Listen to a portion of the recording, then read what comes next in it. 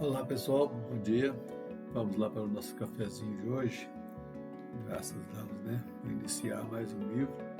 Estar na dependência do nosso Deus para aprender cada vez mais sobre ele.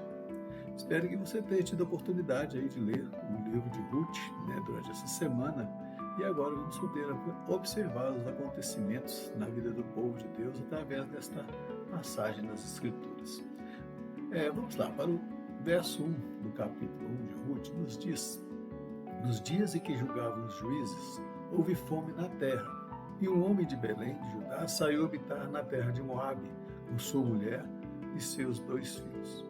Quando nós observamos a palavra de Deus no Velho Testamento, vemos o cuidado de Deus com o seu povo, na qual ele mesmo escolheu e libertou do cativeiro lá no Egito, providenciando tudo para o seu sustento, levando-os para a terra prometida em aliança com seus servos, né? Citada lá em Gênesis. Mas o povo sempre se demonstrou arredio e desobediente, havendo a necessidade de que homens fossem levantados para julgar e colocar ordem, né? Que eram conhecidos também como juízes, né? Como citado no texto. Se voltarmos a algumas páginas aí na Bíblia, nós veremos o livro de Juízes, que narra o levantamento destes homens para conduzir o povo de acordo com a vontade de Deus. Ocorria desta forma: o povo clamava a Deus, ele enviava o juiz, o povo obedecia por algum tempo, ficava em paz ali, né? Mas daí em tempo voltavam a fazer tudo errado novamente, acostumava com aquele juízo, né? Outro juiz então era levantado e assim as coisas iam acontecendo. No livro de Juízes, tanto no capítulo 17, verso 6, como no capítulo 21, verso 25, você pode observar aí, tem a seguinte expressão: naqueles dias não havia rei em Israel, cada um fazia o que achava mais reto.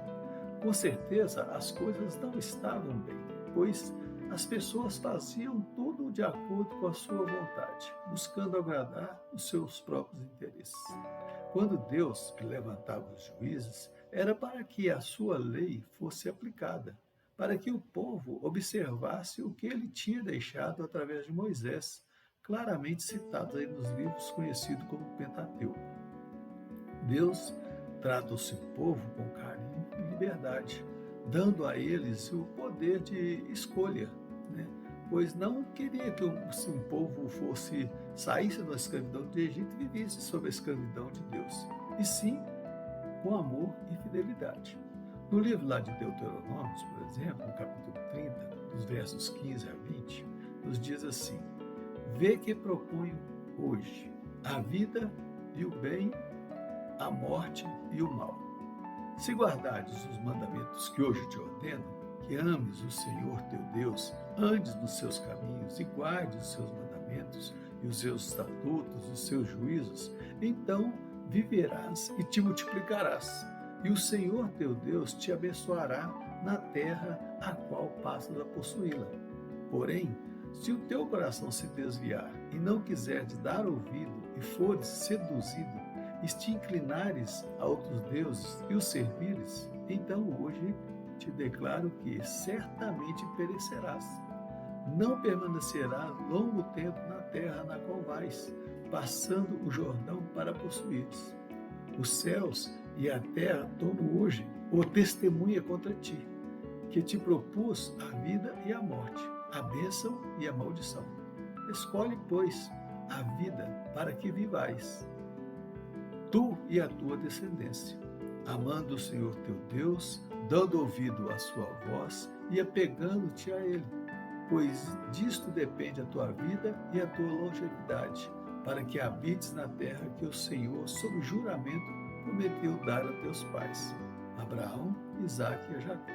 Então essa é uma das leis contidas, né, no livro de Deuteronômio, que é o que Deus pede apenas a obediência ao povo às normas que ele deixou e a fidelidade a ele. Deus, ele conduziu o seu povo através do deserto, né, livrando eles da escravidão do Egito, não permitindo que nem que suas roupas se acabassem, fornecendo água, alimento durante sua trajetória, colocando uma nuvem para cobrir o sol escaldante durante o dia ali no deserto, e uma coluna de fogo à noite para amenizar o frio. E o que o povo faz? Enquanto Moisés, né, estava ali no Monte Sinai, recebendo as tábuas da lei, escritas por o próprio Deus, por exemplo, eles convencem a Arão que fazem um bezerro de ouro e passam a adorá-lo no lugar de Deus. E no tempo dos juízes não estava diferente. Deus levanta os juízes, eles obedecem, mas depois voltam a cometer os mesmos delitos do passado.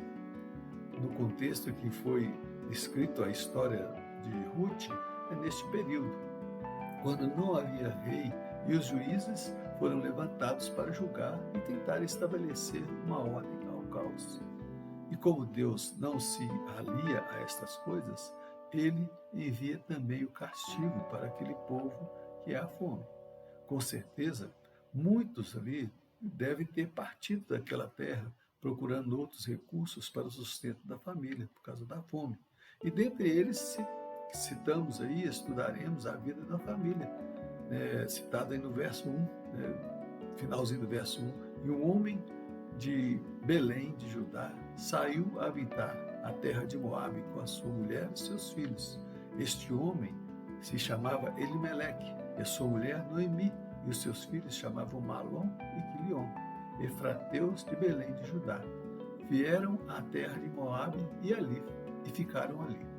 Observe que esta família era de Belém de Judá, do povo escolhido de Deus. E o nome de Belém significa terra frutífera ou terra do pão, terra abençoada por Deus. E só estavam correndo escassez e fome por causa da desobediência do povo, que não estava observando as leis do Senhor e andando conforme a sua própria vontade.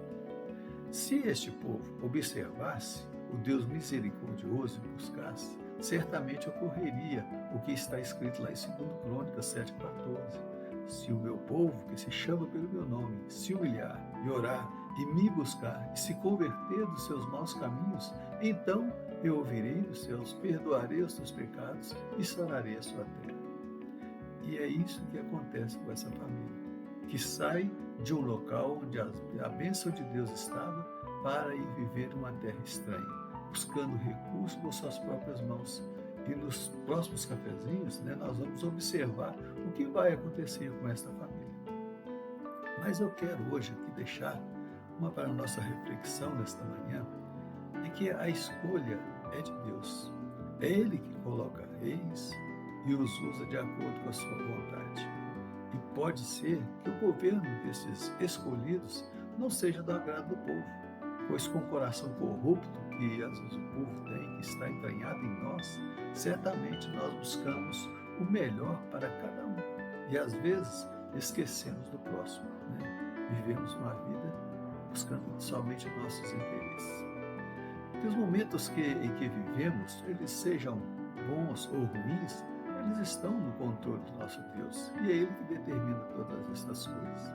Às vezes, o juízo de Deus vem sobre a nossa vida, na vida do seu povo, não porque Ele quer o nosso sofrimento, mas é porque nós mesmo buscando para nossas vidas isso, quando deixamos de observar o que Ele quer para todos nós.